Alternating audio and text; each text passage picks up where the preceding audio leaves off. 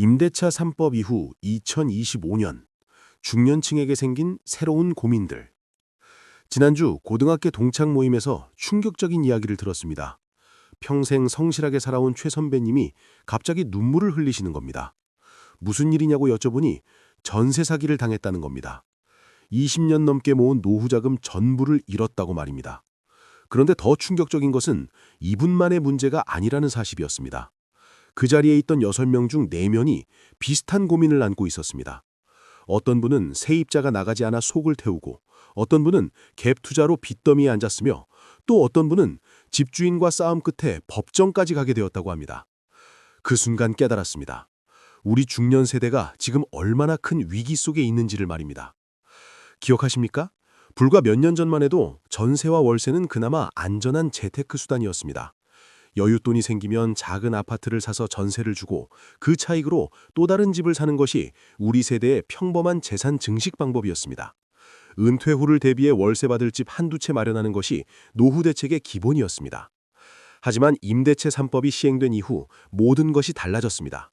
우리가 알던 세상이 완전히 뒤집혀버린 것입니다.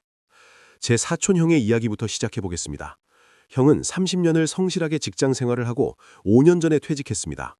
퇴직금과 평생 모은 돈을 합쳐서 서울 변두리에 작은 아파트 3채를 샀습니다. 한 채는 본인이 살고 2채는 전세를 주어서 그 수익으로 노후를 보낼 계획이었습니다. 당시만 해도 완벽한 계획처럼 보였습니다. 하지만 임대차 3법이 시행되면서 상황이 급변했습니다. 계약갱신 청구권이 생기면서 세입자가 2년을 더 살겠다고 하면 집주인은 거절할 수 없게 되었습니다. 전세금 인상도 연간 5%로 제한되었습니다. 형은 처음에는 큰 문제가 아니라고 생각했습니다. 세입자가 오래 살면 오히려 좋은 것 아니냐고 생각했습니다. 그런데 1년이 지나자 문제가 생기기 시작했습니다. 시장 전세가는 계속 올랐는데 형이 받는 전세금은 5%밖에 올릴 수 없었습니다. 주변 비슷한 집들은 억 단위로 전세금이 올랐는데 형의 집은 1,000만 원 정도밖에 올리지 못했습니다. 손해를 보는 기분이었지만 법이 그러니 어쩔 수 없었습니다. 더 큰 문제는 그 다음에 벌어졌습니다. 2년 후 계약이 만료되었을 때 세입자 중 한 명이 갱신을 요구했습니다. 형은 집을 팔 계획이 있어서 나가달라고 부탁했지만 세입자는 법적 권리라며 거절했습니다. 결국 2년을 더 기다려야 했습니다. 그 사이 집값은 떨어지기 시작했고 형이 계획했던 매매 타이밍을 완전히 놓쳐버렸습니다. 설상가상으로 다른 집의 세입자는 전세금을 올려달라고 요구했습니다. 법적으로는 5%만 올릴 수 있지만 시장 상황을 고려해달라는 것이었습니다. 형은 난처한 입장이 되었습니다. 올려주자니 손해고 안 올려주자니 세입자가 이사를 가버릴 것 같았습니다. 만약 이사를 가면 공실기간이 생기고 그동안 대출 이자와 관리비를 고스란히 부담해야 했습니다. 결국 형은 어쩔 수 없이 시장가에 맞춰서 전세금을 올려주었습니다. 법적으로는 5%만 올릴 수 있었지만 실제로는 훨씬 많이 올려준 것입니다. 하지만 나중에 이것이 문제가 되었습니다. 다음 세입자를 구할 때 전세금을 제대로 받지 못했던 것입니다. 이전 계약서상 금액보다 너무 많이 올리면 세입자가 불안해했기 때문입니다. 지금 형은 깊은 후회에 빠져 있습니다. 퇴직금으로 집을 사지 말았어야 했다고, 차라리 예금에 넣어두거나 다른 투자를 할 걸 그랬다고 후회합니다. 매달 대출 이자를 갚느라 힘들고 세입자와의 관계도 불편하며 집값은 계속 떨어지고 팔려고 해도 마음대로 팔 수가 없습니다. 노후를 편하게 보내려고 한 선택이 오히려 삶을 더 힘들게 만들어버린 것입니다. 이런 상황은 형만의 문제가 아닙니다. 제 친구 이 사장님도 비슷한 고민을 안고 있습니다. 그분은 강남에 작은 오피스텔 2채를 가지고 있습니다. 사업을 하면서 틈틈이 모은 돈으로 산 소중한 자산입니다. 원래는 월세를 받아서 생활비에 보태려고 했는데 임대차 3법 이후 완전히 계획이 틀어졌습니다. 우선 월세를 올리는 것이 거의 불가능해졌습니다. 2년마다 5%씩만 올릴 수 있는데 관리비와 재산세는 훨씬 많이 올랐습니다. 실제 수익은 점점 줄어드는데 세입자는 법을 방패로 삼아 더 이상의 인상을 거부했습니다. 이 사장님은 억울했지만 어쩔 도리가 없었습니다. 더 큰 문제는 세입자를 내보내는 것이 거의 불가능해졌다는 점입니다. 한 세입자는 4년째 살고 있는데 집 관리를 제대로 하지 않아 곳곳이 망가졌습니다. 나가달라고 해도 법적으로 문제 없다며 버티고 있습니다. 이 사장님이 직접 사용하려고 해도 정당한 사유로 인정받기 어렵다고 합니다. 결국 이 사장님은 변호사와 상담까지 했지만 뾰족한 방법이 없다는 답변만 들었습니다. 자기 집인데 자기 마음대로 할 수 없는 상황이 된 것입니다. 이 사장님은 말합니다. 차라리 집을 팔고 싶은데 세입자가 있는 상태에서는 제값을 받기 어렵다고, 결국 손해를 보면서 팔 수밖에 없는 처지라고 말입니다. 하지만 이것보다 더 심각한 문제가 있습니다. 바로 전세 사기입니다. 임대차 3법 이후 전세 사기가 급증했습니다. 왜 그럴까요? 법이 세입자를 보호하다 보니 집주인들이 위험을 회피하려고 했고, 그 틈을 노린 사기꾼들이 활개를 치기 시작한 것입니다. 제 이웃에 사시는 김 선생님의 경험은 정말 가슴 아픕니다. 그분은 평생 모은 돈으로 서울 근처의 작은 아파트를 전세로 얻었습니다. 나이가 많아 대출을 받기 어려워서 전세를 선택했던 것입니다.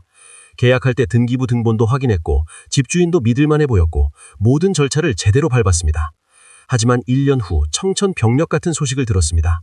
집주인이 여러 채의 집에 과도한 대출을 받아놓고 잠적했다는 것입니다.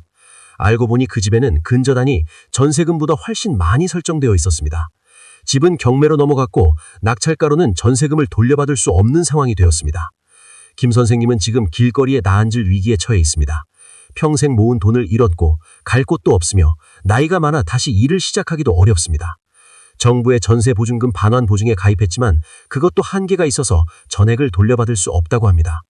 그분은 매일 잠을 이루지 못하고 있습니다. 이런 일이 비단 김 선생님만의 문제일까요? 요즘 뉴스를 보면 비슷한 사건이 끊이지 않습니다. 특히 우리 중년 세대가 피해자인 경우가 많습니다.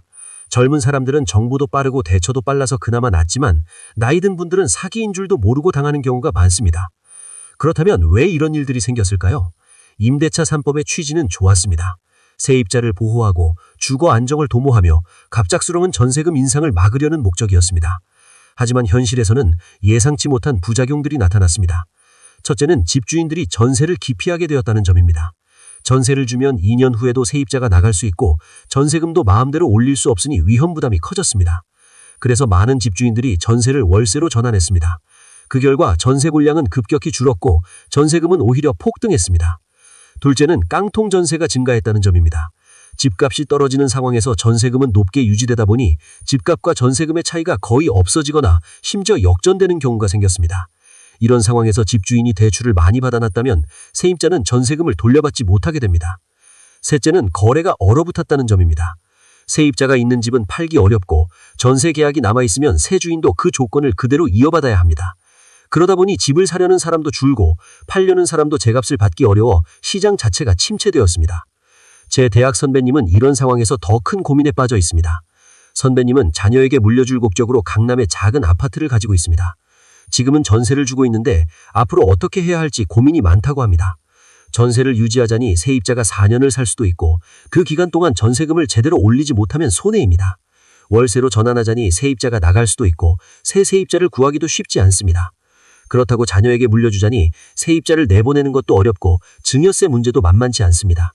선배님은 매일 밤 고민합니다. 평생 열심히 일해서 마련한 재산인데 그것을 지키는 것이 왜 이렇게 어려운지 한탄합니다. 법은 세입자만 보호하고 집주인의 권리는 무시하는 것 같다고 억울해합니다. 그렇다면 우리 중년 세대는 어떻게 해야 할까요? 첫째는 무리한 부동산 투자를 자제하는 것입니다. 예전처럼 집만 사면 오르던 시대는 지났습니다. 특히 대출을 받아서 여러 채를 사는 갭 투자는 매우 위험합니다. 집값이 떨어지면 빚만 남게 됩니다. 둘째는 전세보다는 월세를 고려하는 것입니다. 집주인 입장에서는 전세가 위험 부담이 크니 월세로 전환하는 것이 안전합니다. 세입자 입장에서도 전세 사기 위험을 피할 수 있습니다. 물론 월세가 부담스럽지만 안전이 더 중요합니다. 셋째는 철저한 확인입니다. 전세 계약을 할 때는 등기부등본을 꼼꼼히 확인하고 근저당 설정 내역을 체크하며 집주인의 다른 부채 상황도 알아봐야 합니다. 전세보증보험에도 반드시 가입해야 합니다. 넷째는 법률 상담을 받는 것입니다. 복잡한 상황에서는 혼자 판단하지 말고 전문가의 도움을 받아야 합니다. 변호사나 공인중개사에게 상담받는 비용이 아깝다고 생각할 수 있지만 나중에 큰 손해를 보는 것보다 훨씬 낫습니다. 다섯째는 정부 정책을 주시하는 것입니다. 임대차 3법도 계속 개정되고 있고 새로운 제도들도 도입되고 있습니다. 이런 변화를 놓치면 피해를 볼 수 있습니다.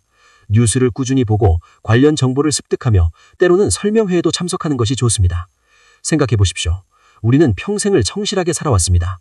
아침 일찍 일어나 밤 늦게까지 일했고 아껴서 모았으며 자녀 교육시키고 집 한 채 마련하는 것이 전부였습니다. 그렇게 모은 재산을 노후에 편하게 쓰려고 했는데 예상치 못한 법과 제도의 변화로 오히려 고통받고 있습니다. 하지만 우리는 포기할 수 없습니다. 이미 벌어진 일이라면 현명하게 대처해야 합니다. 과거에 집착하지 말고 현재를 직시하며 미래를 준비해야 합니다. 잘못된 투자는 과감히 정리하고 안전한 방향으로 전환하며 무엇보다 건강과 가족을 먼저 생각해야 합니다. 돈을 잃는 것은 억울하지만 건강을 잃으면 더 큰 문제입니다. 재산 때문에 스트레스받아 병이 생기면 결국 의료비로 다 나가게 됩니다. 차라리 손해를 보더라도 마음 편하게 사는 것이 더 현명할 수 있습니다. 오늘 이 이야기가 여러분께 작은 도움이 되었기를 바랍니다. 우리 중년 세대가 지금 겪고 있는 고민은 결코 작지 않습니다. 하지만 함께 지혜를 모으고 정보를 공유하며 서로 돕는다면 이 어려움도 이겨낼 수 있을 것입니다. 이 영상이 도움이 되셨다면 구독과 좋아요 부탁드립니다. 여러분 모두 현명한 선택으로 평안한 노후를 보내시길 진심으로 응원합니다. 감사합니다.